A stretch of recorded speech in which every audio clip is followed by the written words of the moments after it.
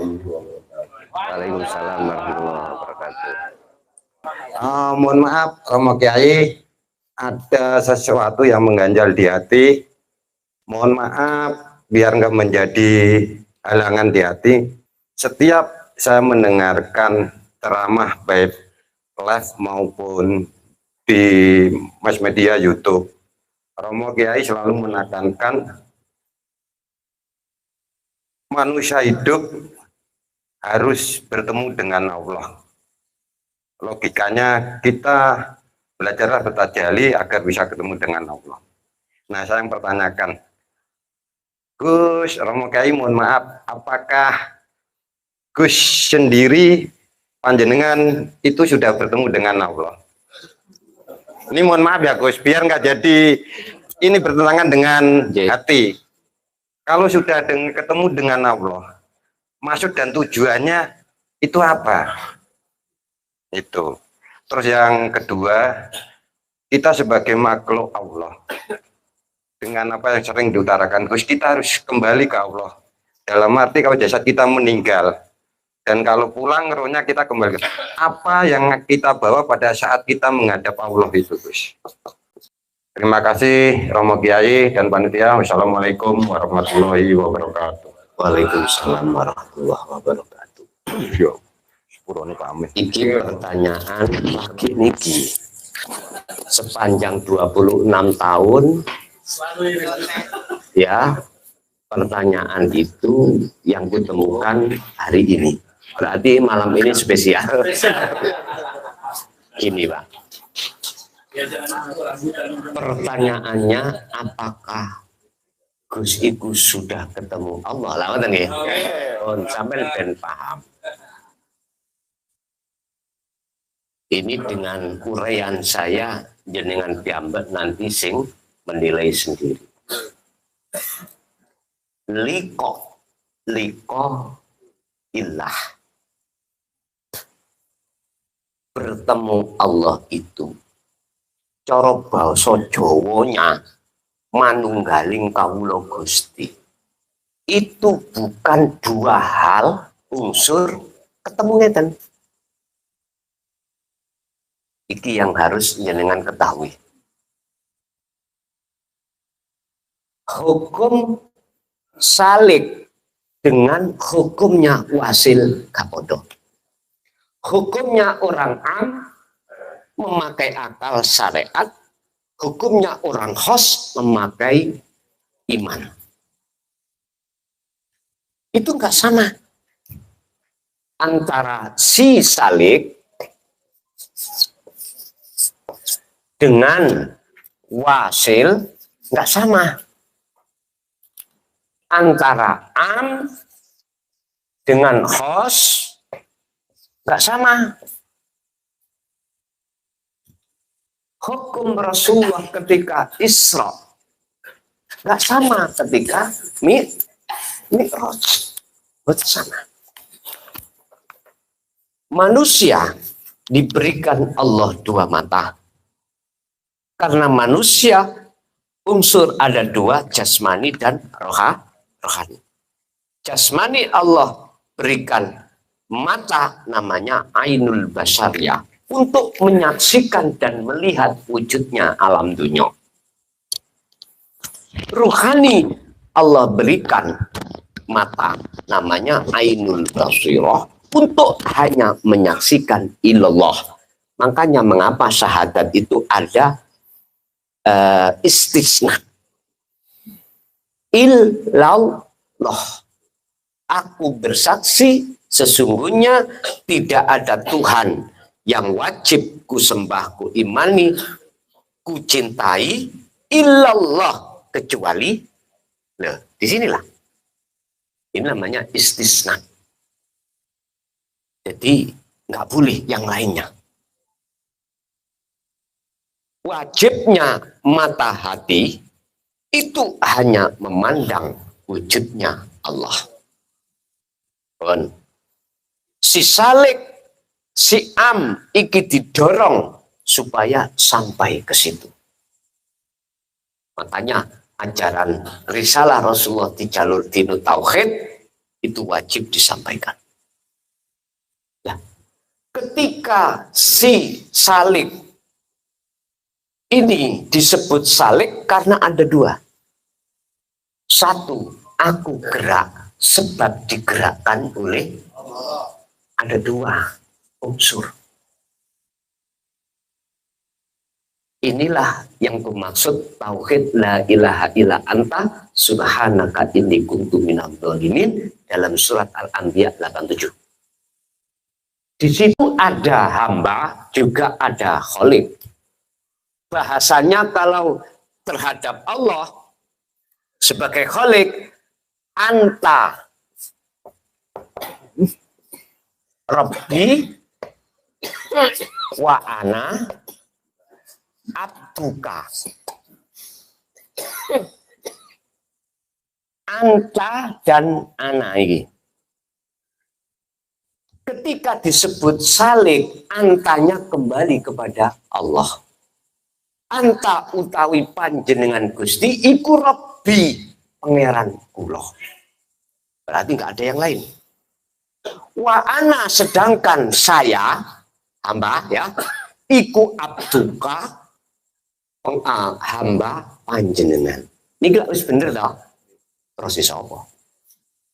Proses salik. Karena kelas itu. Bapak Ibu, ini belum disebut ketemu. Karena ini masih ada jarak, walaupun dekat masih ada jarak. Inilah proses su'aul basirah menuju proses ainul basirah. Proses muraqabah menuju.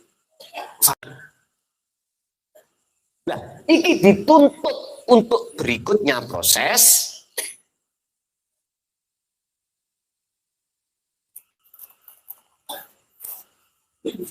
prosesnya apa? Antara Rabbi ana abduka iku ora ono fana semuanya. Jadilah ana kembali terhadap Allah. Innani sesungguhnya saya, ana yo saya, iku Allahu Allah. La ilaha illa ana, tidak ada Tuhan kecuali aku. Oleh sebab itu fa'budni, sembahlah aku. Wa aqimis sholat, tegakkanlah sholat lidzikri semata untuk mengingatku. Allah wis gak ono. Nama Allah sudah tidak ada. Nama hamba yang enggak ada. Rabbi abduka sudah enggak ada. Ketika saat jenengan iku sudah di zona ini, maka itu sudah dikatakan bertemu. Ahad. Apa yang ku sampaikan tadi ilmu ya. Teori, cuman teori. Nah, untuk menyatakan, membuktikan teori itu betul-betul dikatakan ahad, itu tadi. Ini tak ajak praktek didik wow. Tondoni wong sing betul-betul dikatakan sudah sampai pada Allah, gak pernah wong iku ngaku. Justru wong iku nek ngaku ya ora. Aku Allah. Karin gelok pun posisi ini, aku Allah, hati ini kembali kemana? Ini makhluk. Bagaimana surat Al-Anbiya berbicara tentang masalah aku Allah 29? Musyrik. Tak boleh. Dan itu loh Pak, nanti kebenaran aku Allah muncul dengan otomatis. Setelah Allah membersihkan anta Rabbi wa ana abduka, itu sudah dihabiskan Allah dengan sendirinya muncul. Enggak muncul dewe otomatis ini. Otomatis. Jadi kalau pertanyaan apakah jenengan iku Gus sudah ketemu Allah dereng, tak jawab cara belak-belakan. Yoga. Oh, dia nak ceritani menungso iso ketemu Gusti Allah. Cara logika ngeten. Ngeten ya. Kita makhluk asalnya kan tidak ada. Sepakat nggih? Asal muasal. Lah adanya sebab diadakan oleh yang ada. Nah, ketika kita merasa ada, maka disitulah penghalang kita kepada siapa sebenarnya yang ada. Lah terus biar jenengan gak mumet,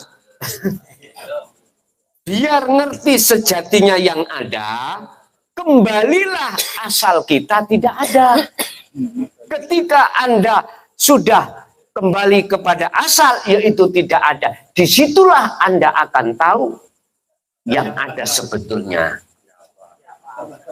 siapa, dohir batin. Contoh, lah, kalau pertanyaan itu mengarahkan individu terhadap kami, Pak, mohon maaf, tolong dibuka di dalam makalah kitab hikam. Gusti Allah itu akan menutupi kewaliane seseorang. Disebut kewalian itu, orang itu hatinya sudah difanakan Allah. Akan ditutup oleh Allah terhadap orang lain dengan cara Allah sendiri. Bisa jadi ditutup lewat pekerjaannya. Dia terus kerja. Sehingga sama dengan orang lain. Dia ya nikah, ya beranak pinak, nggih, kerja, iya. Pokoknya sesuai dengan hukum orang-orang syariat. Tidak seharusnya orang ini gembel, sak dalan-dalan. Kewaliannya Allah buatan watan. Tidak harus seperti itu. Tergantung Allah nutupi. Satu, dua. Bagaimana mungkin si wali akan ngaku wali? Wong dirinya sudah tidak ada. Contoh nggih?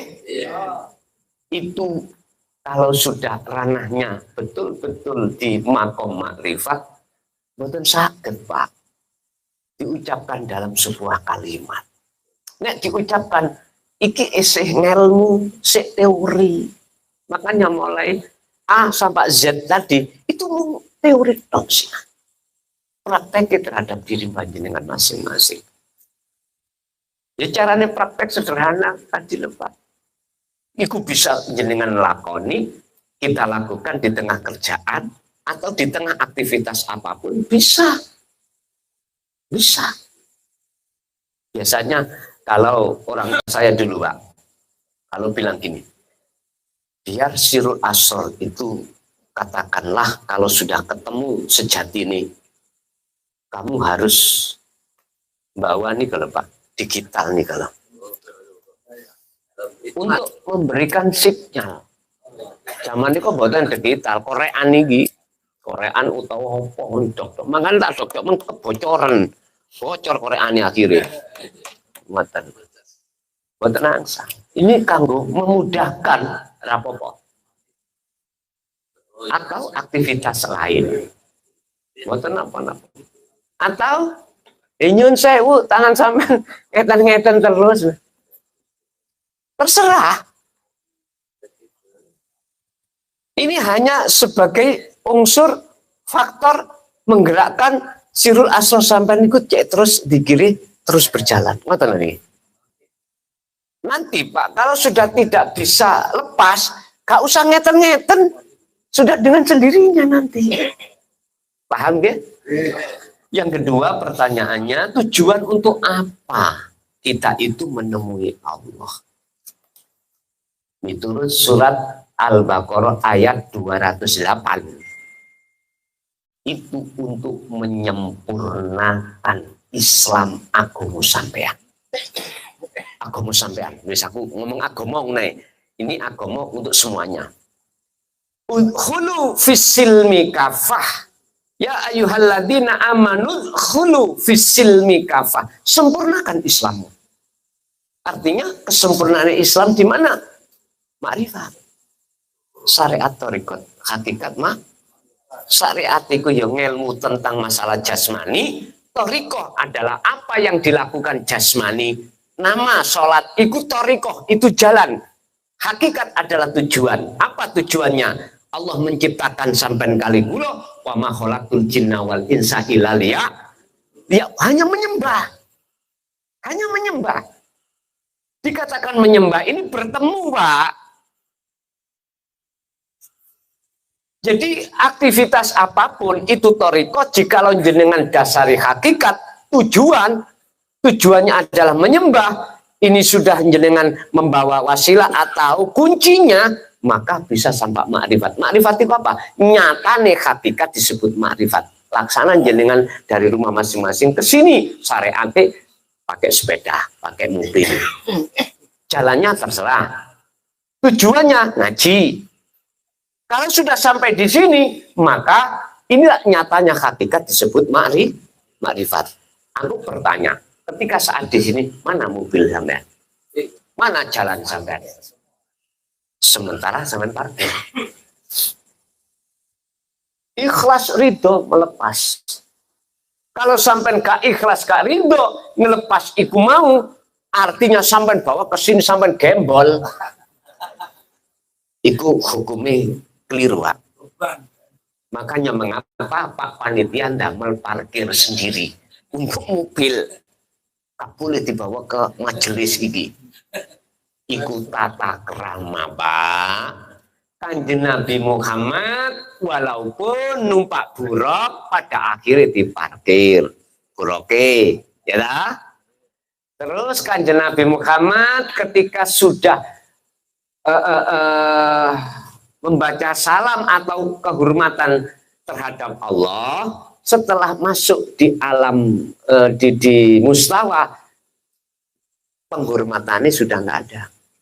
Jenengan nanti dikir sirul asrar gak anggu, karena itu wasilah penghubung antara ruh dengan hidup.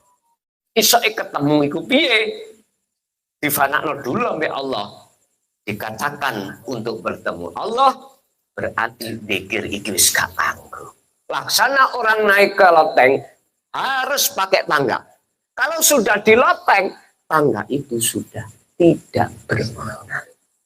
Pertanyaannya, jenengan diturunkan lagi atau enggak? Kalau enggak, berarti tangga ini sudah enggak berlaku bagi Anda. Apalagi sepeda, apalagi mobil.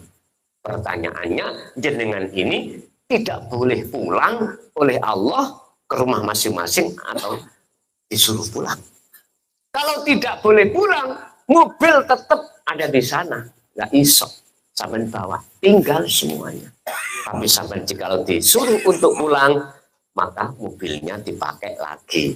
Toriko jalannya dilewati lagi. Artinya ngeten, Pak.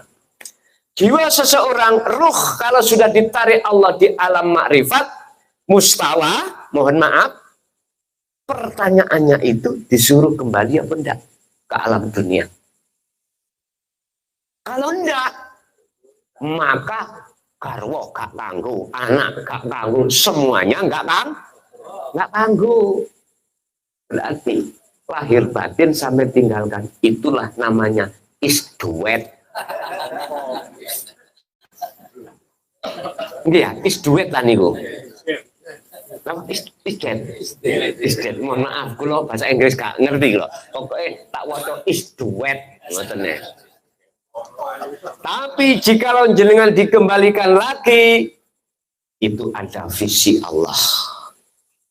Jatuhnya di dalam ayat ku anfusakum wa ahlikum naro pun sampai visi orang dekat sampean ahli anak istri tuduhno oleh-olehan sampai habis menghadap Allah. Apa yang harus dilakukan kita?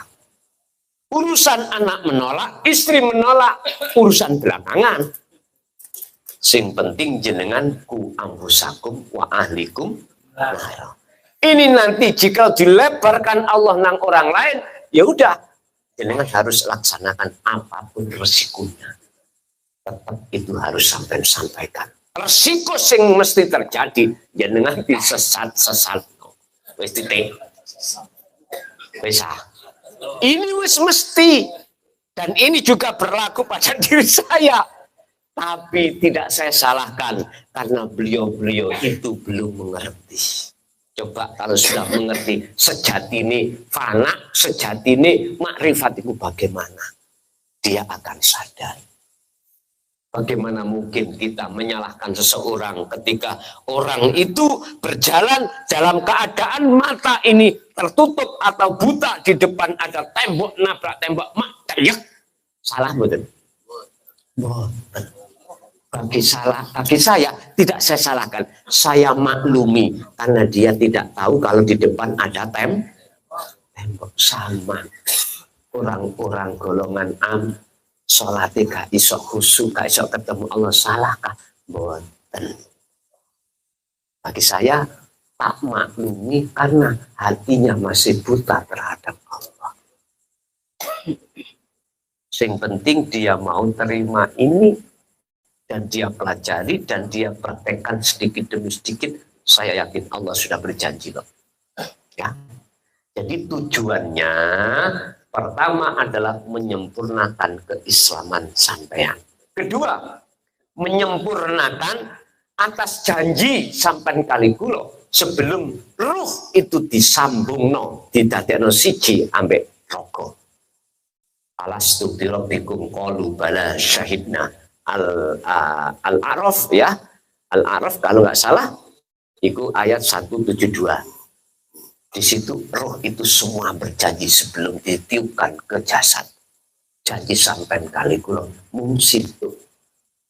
Kak, sampai dengan saya tidak akan pernah menyembah, tidak akan pernah bercinta, tidak akan pernah beriman kecuali hanya yang esa.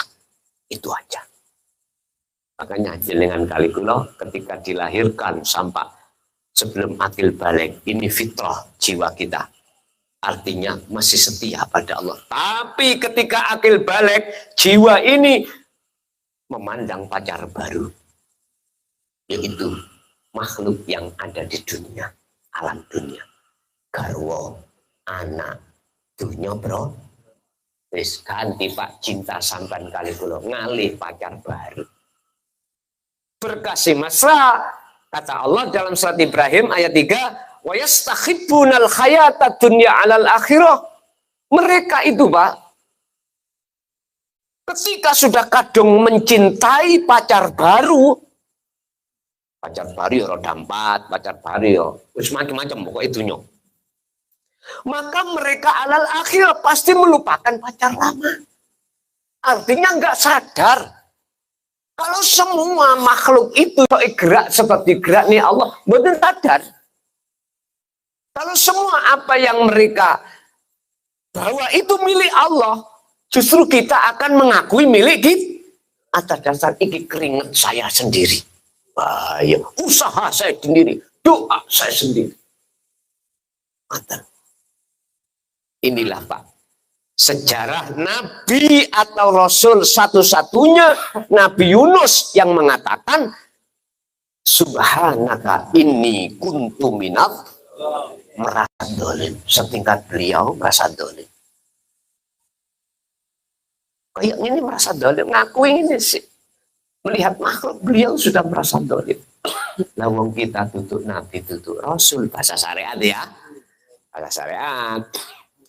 Mestinya itu lebih nemen oleh ngetuni atau oleh meratapi.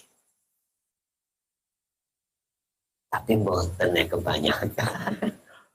Kebanyakan mboten. Berkait gak ngerti sejatine Gusti Allah, gak ngerti sejatine Rasul. Akhirnya ya seperti itu Bapak Ibu. Yes. Yang ketiga, tujuan apa kita itu untuk mendekat dan bertemu Allah? Nyun sewu ingkang akeh. Tujuane wong mangan iku napa? Umumnya kepingin ngilangi lapar, tekone wareg atau kenyang. Tujuan makan loh Pak ya. Tujuan orang makannya di situ. Bukan untuk merasakan nikmatnya nasi Padang. Enggak. Itu kan jatuhnya ada di mulut atau di lesan, di ilat ini, di lidah. Tapi kalau sudah masuk, nggak ada bedanya sudah. Artinya apa, Pak? Silahkan Anda memakai jalan yang mana untuk bertemu Allah. Silakan. Gak usah gontok-gontokan. Gak usah saling menyalahkan. Lewat thariqah mana? Monggo. Sing penting tujuan sampean iku bisa tertuju. Inilah Pak yang ku maksud supaya ning dodo sampean iki tidak ada persekutuan. Titik. Lanjut. Silakan dari ibu-ibu.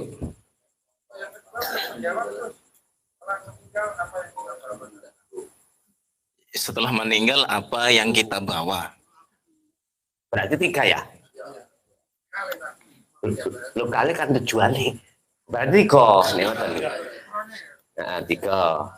Yang 3 tadi Setelah meninggal apa yang kita bawa setelah meninggal? Wa min waraihim barzahun ila yaumi yub'atsun.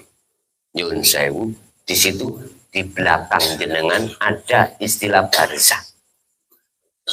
Tatkala jenengan di dunia ini nandur jagung apa nandur pari. Teruslah nandur rawe apa nandur jagung. Kalau jenengan menanam rawe, tahu rawe nggih? Gatel nggih? Pasti jenengan mendapatkan buah rawe. Kalau jenengan menanam jagung, pasti buah yang jenengan dapat adalah jagung. Artinya apa? Gini Pak. Amalia manusia itu di dunia, amalia hati maksudnya. Ada 2. Husnul a'mali nata itu husnil ahwal min qalbin zahidin. Bagusnya ngamal dohir di mata Allah, tidak di mata manusia. Itu sebab sumber muncul karena bagusnya lakune ati. Lah, bagusnya lakune ati ya bagaimana? Min qalbin zahidin nyawiji. Intine ning dodo sampean iki ora ngaku-ngaku jenengan kali kula sing wujud. Berarti laku apapun itu ke buku laku husnul amal, yaitu bagus di mata Allah. Sekalipun amaliyah jasad ini menurut pandangan orang lain hanyalah memberikan makan seekor lalat. Lah gak ternilai itu Pak. Gak ternilai. Di mata manusia si apik sholat, si apik sedekah, lah ngoten toh. Jadi ada lalat minum kopi saya diem. Saya biarkan. Kak malah saya tutup.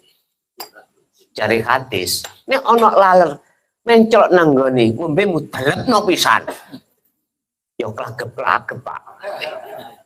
Yang alasannya katanya lari laler siji sing kiwa iku penyakit, sing tengen iku obat. Delepno. Terus kula takok, mboten diunyep pisan mawon. Nyun sewu, saya tidak kerana di sini. Gini, ranahnya Imam Ghazali itu memandang wujudnya Allah di dalam diri seorang lalat. Itu. Inilah mingkol bin zahidin. Hati yang memandang, menyaksikan wujudnya Allah. Tanda-tandanya apa? Hati seseorang itu sudah tidak ada wujud dirinya. Makanya nggak ngaku. Amalia walaupun kelihatan sedikit seperti ini Pak, lebih besar dan berbobot di mata Allah daripada amalia orang-orang secara jasmania su'ul ahwal min qalbin su'ul ahwali, su'ul a'mali min qalbin rohibin. Nata iju min su'il ahwal min qalbin rohibin. Di mata Allah dikatakan jelek laku dohir sampai kali kula niki Pak, manakala munculnya dari hati yang rohib. Rohib itu condong terhadap selain Allah. Kula contoh salat Allahu Akbar ning dadaku ngaku rasa sing muncul yo kelason iki sing iso nglakoni, yo kelason iki sing ngadeg makhluk niki lho Pak, maksudnya masih muncul seperti itu, maka si luwih apik orang yang membiarkan lalat meminum tadi. Padahal sholat saya 70 tahun seperti itu. Laksana apa? Nyun sewu. Laksana daripada biji kacang satu aja jenengan tanam. Biji ya. Pasti dia akan membuahkan berlipat ganda.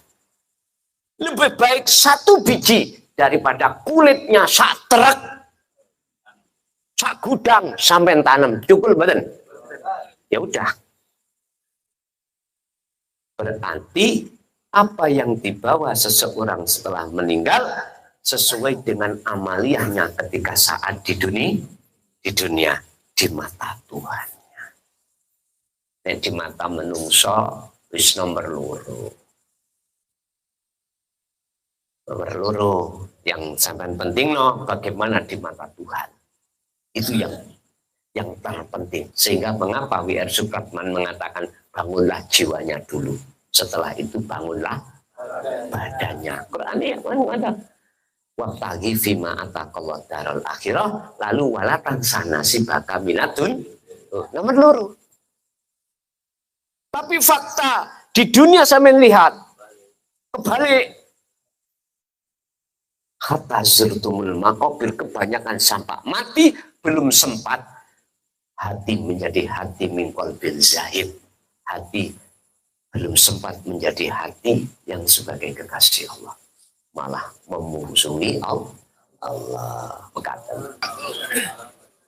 Bapak Ibu hadirin rahimakumullah, itulah apa yang sudah Allah berikan terhadap kita. Semoga menjadi ilmu yang manfaat barokah di diri dan juga wal akhirah. Diteruskan oleh anak kita ila yaumil qiyamah. Lahumul Fatihah.